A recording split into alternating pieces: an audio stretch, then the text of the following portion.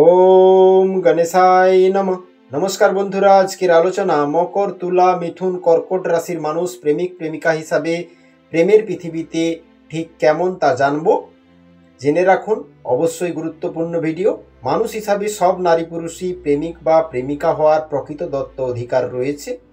এবার সেই প্রেমিক প্রেমিকার ভূমিকায় রাশিচক্র অনুসারে আপনি কতটা সফল বা ব্যর্থ, জ্যোতিষের ভূমিকায় বা জ্যোতিষের আলোকে তার মূল্যায়নের চেষ্টা করব। প্রথমেই যে রাশিটি আসে তা হলো মকর রাশি। প্রেমিক প্রেমিকা হিসাবে মকর রাশির মানুষ সব থেকে হোপলেস রাশি। প্রেম তো চিরদিনই আশা যোগায়, কিন্তু প্রেম করতে গিয়ে সব থেকে খারাপ বা নেগেটিভ দিকের কথা ভেবে থাকে মকর। এমনকি যখন সব কিছু ঠিকঠাক চলছে তখন কোথা থেকে একটা নেগেটিভ ভাবনা মকরের মনে চলে আসে, যা গোটা প্রেমটাকেই বরবাদ করে দেয়। দ্বিতীয় হচ্ছে তুলা রাশি। অস্বীকার করার উপায় নেই, তুলা অন্তত প্রেমের আঙিনায় রোমান্সের রাশি। তুলার অধিপতি শুক্রদেব, যিনি কিনা প্রেমে রসঘন আধার। তাই তুলা সবসময় ওল্ড ক্লাসিক রোমান্সের কথা ভেবে এই একবিংশ শতাব্দীতেও প্রেমের ভাবনা এলে তুলা সবসময় ট্র্যাডিশনাল আইডিয়া বা চিন্তাগুলি কাজে লাগিয়ে থাকে।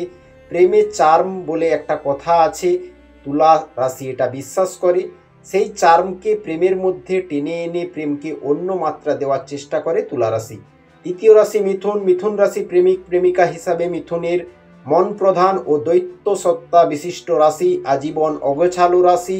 জীবন সংগ্রামে যত সাবধানে চলা দরকার অন্য সব রাশির মতো তত সাবধানে মিথুনকে চলতে দেখা যায় না।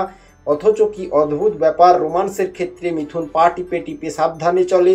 রোমান্সের ক্ষেত্রে বাজবিচার আরম্ভ করে সাবধানে চলা শুরু করে, ফলে মিথুনের প্রেম টেকে না। এরা প্রেমে খুব টেনশন ফিল করে, সেই জন্য মিথুন প্রেমে পস্তায়।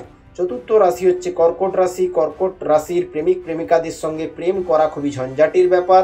যারা প্রেম করছেন তারা হাড়ে হাড়ে টের পাচ্ছেন। এরা ঠিক নিজেকে বুঝে উঠতে পারে না, প্রতি ঘন্টায় এদের মন পাল্টায়। এরা একদিকে বলতে গেলে ঘরকুনো প্রকৃতির, সবসময় মায়ের কথা বলেন। এদের সঙ্গে যারা ভুল করে প্রেম করেছেন তারা বুঝে উঠতে পারেন না এদের প্রকৃতিটা কি। কখনো খুব আবেগ, আবার কখনো রূঢ় হয়ে যাচ্ছে।